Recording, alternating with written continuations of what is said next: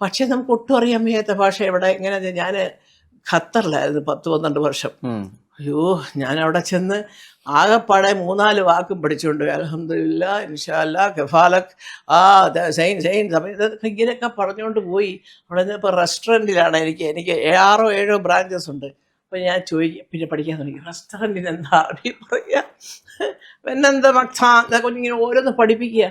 നമുക്ക് ഒരു തരത്തിൽ പെട്ടെന്ന് അങ്ങോട്ട് കയറുന്നില്ല.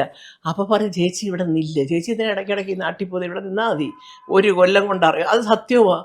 എൻ്റെ കൂട്ടുകാരൊക്കെ 2 കൊല്ലമായിട്ട് 3 കൊല്ലം സ്ഥിരമായിട്ട് നല്ല പുല്ല് പോലെ ഈ അറബി പറയുന്നത്, നല്ല പുഷ്പം പോലെ. സത്യം, അവർക്ക് പ്രശ്നമേ അല്ല. അപ്പം ഞാൻ മനസ്സിലാക്കുന്നത് വെച്ചാൽ, നമ്മൾ അവരുടെ കൂടെ ജീവിക്കുകയാണെങ്കിൽ സ്വാഭാവികമായിട്ട് നമ്മൾ പഠിക്കും കുറച്ച് വാക്കുകളൊക്കെ. മനസ്സിലായില്ലേ?